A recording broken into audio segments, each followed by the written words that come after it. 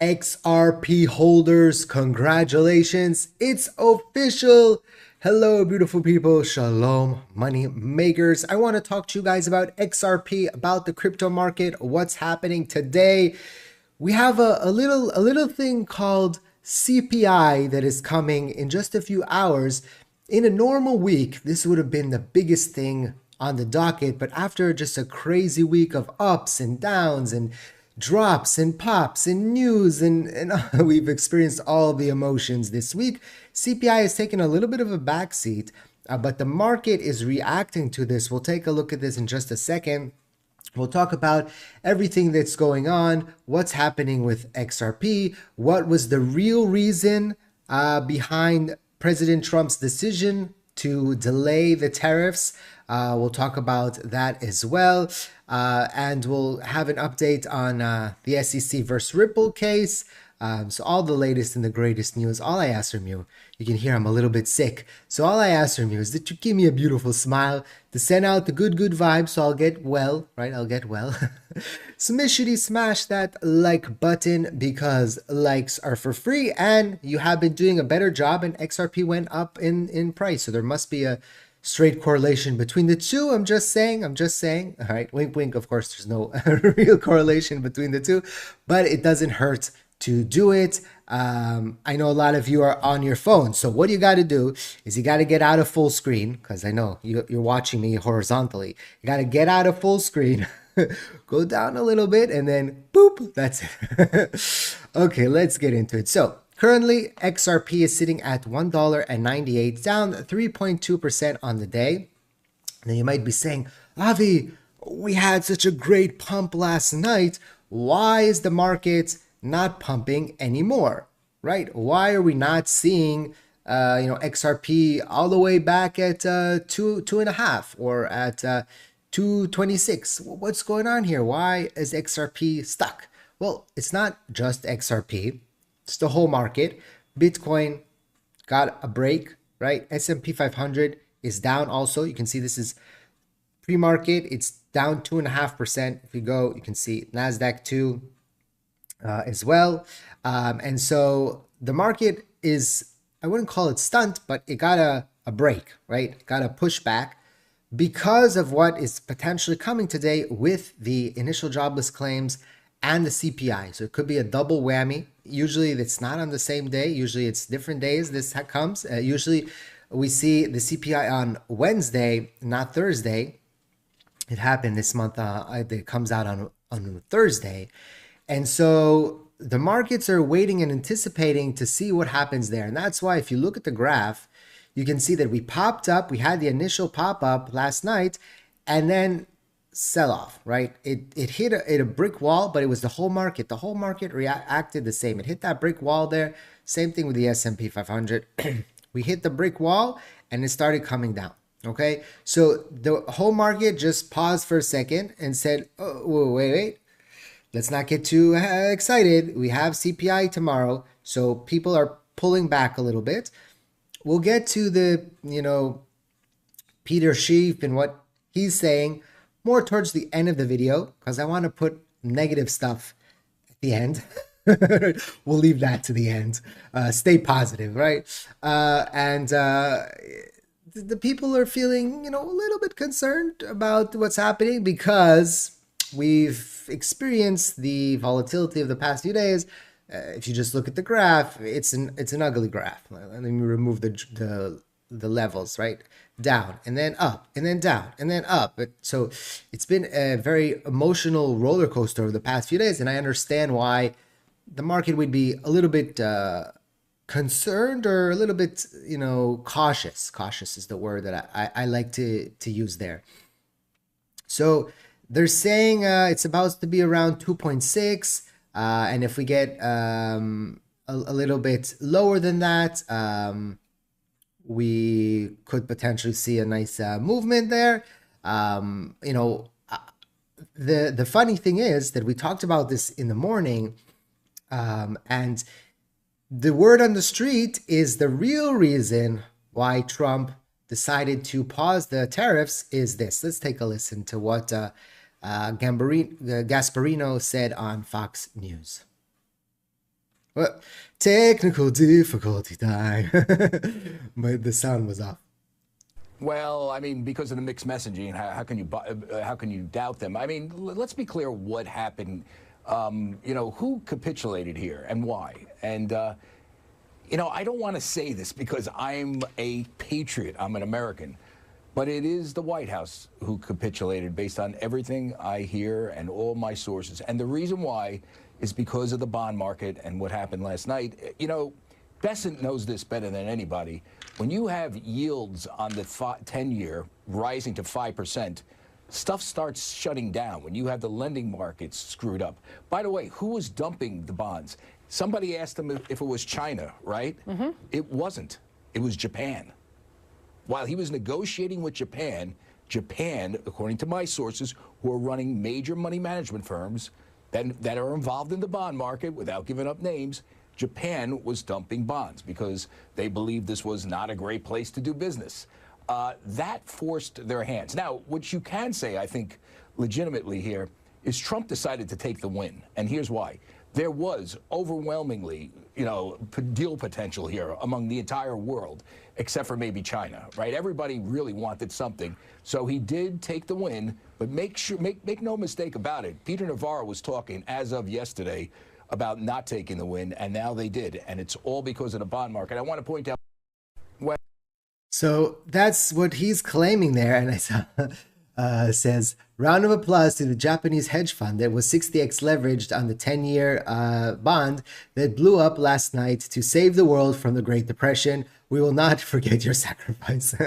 And on that note, the Japanese stock market is jumping like the NASDAQ and the S&P 500 yesterday, up 10% and almost 10%, 9%. And I looked just now and it's up.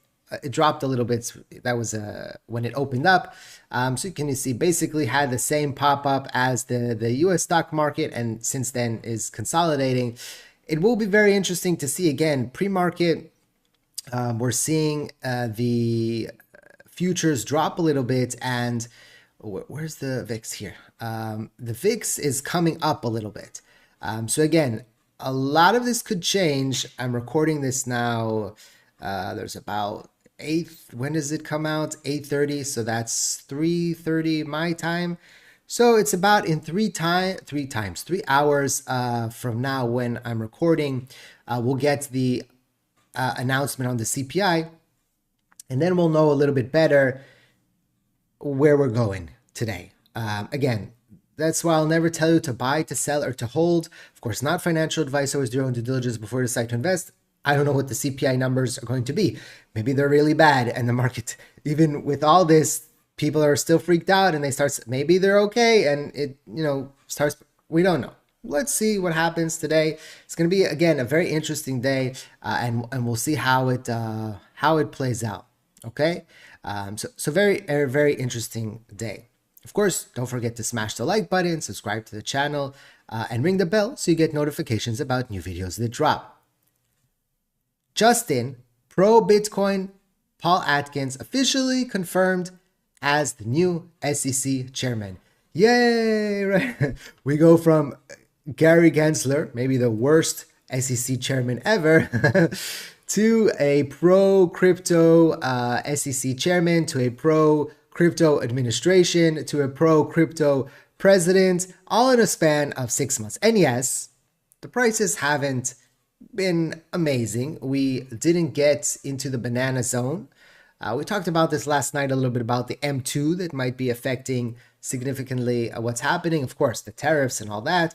But just this 4 years, and I know people are like, well, there's the midterm elections and that, but just this 4 years, this might be the most pro-crypto administration, of course, ever. And I'm still very bullish on the whole situation. Again, day to day, nobody knows exactly what's going to happen. You might have a 1 week down, 1 week up. If you remember, today's Thursday. On Monday, the market was dropping big. On Monday, we were all the way at 162. And if you go back to the video that I made Monday morning, I said I wouldn't be surprised with all this craziness if by the time we hit the end of the week, we're in a totally different situation. And yesterday we had that amazing, pop.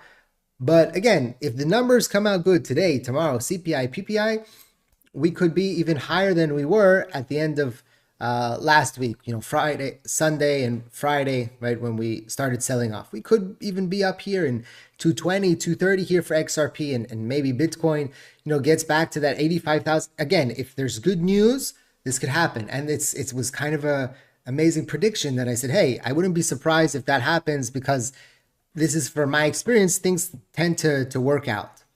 Again, you always have those black swan events where the world blows up, but hopefully you hope that that doesn't happen. And so far it seems that it didn't happen, and tensions are down a little bit.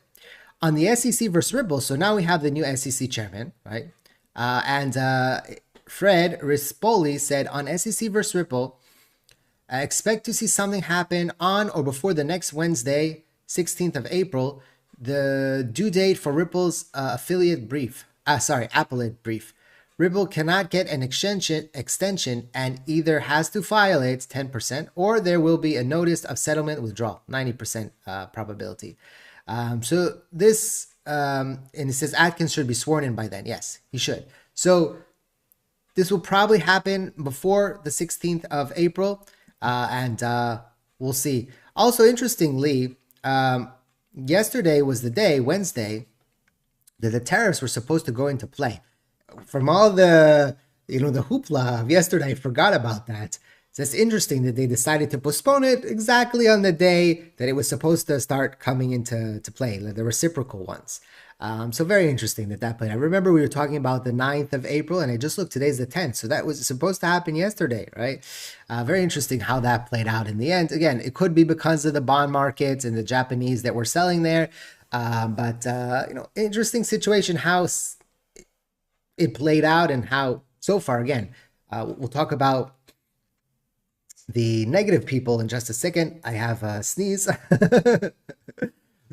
This is what happens. The show must go on, right? Someone said I should sing more, but I don't know if I can do a Freddie Mercury rendition of the. I'll try. Show must go on. No, I was a little bit too low. he's too high.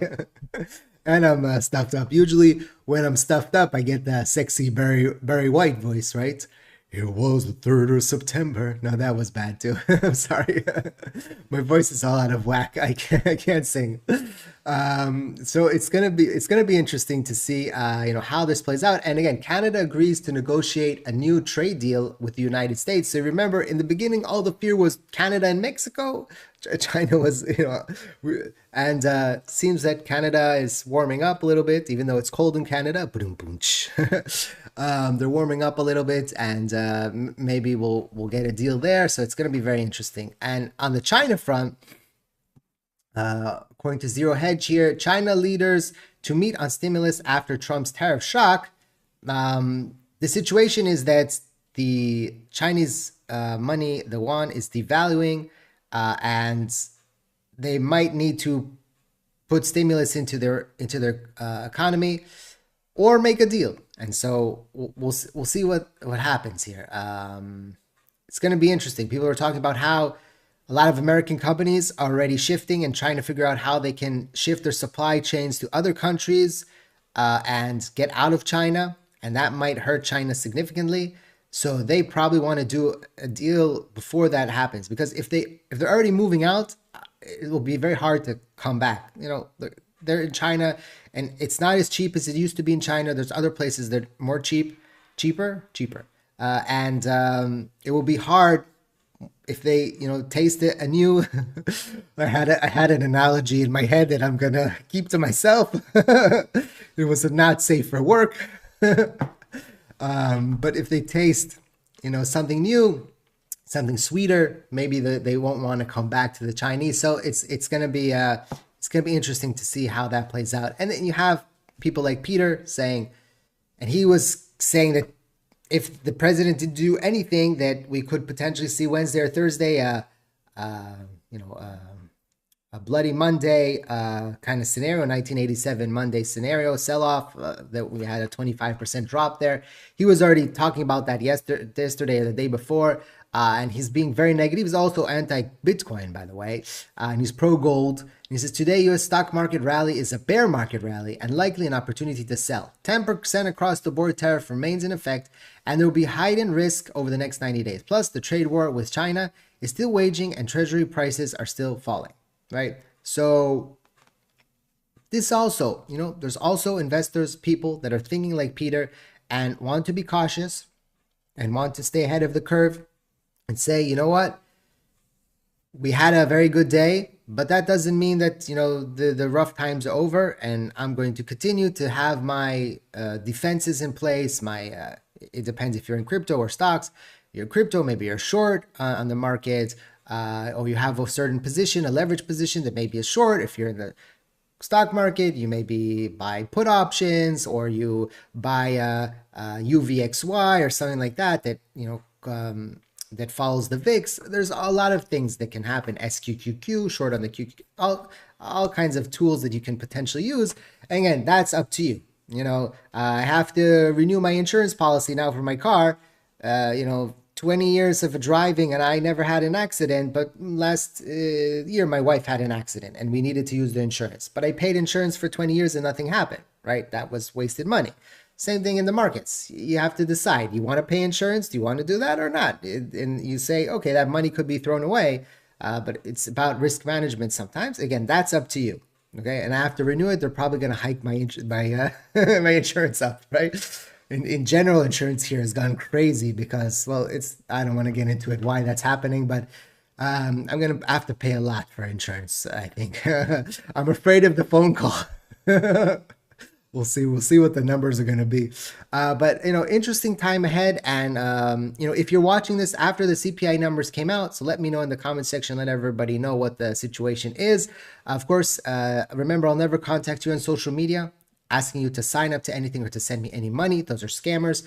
Please be very, very careful out there. Subscribe to the channel for more XRP updates. Don't forget to smash the like button. Write 8 in the comment section for infinity and beyond, or XRP123, or XRP for you and me, whatever your heart desires. Drop a comment to fuel the algorithm. Thank you for watching. I hope to see you next time. And like I always say, let's make a lot of money.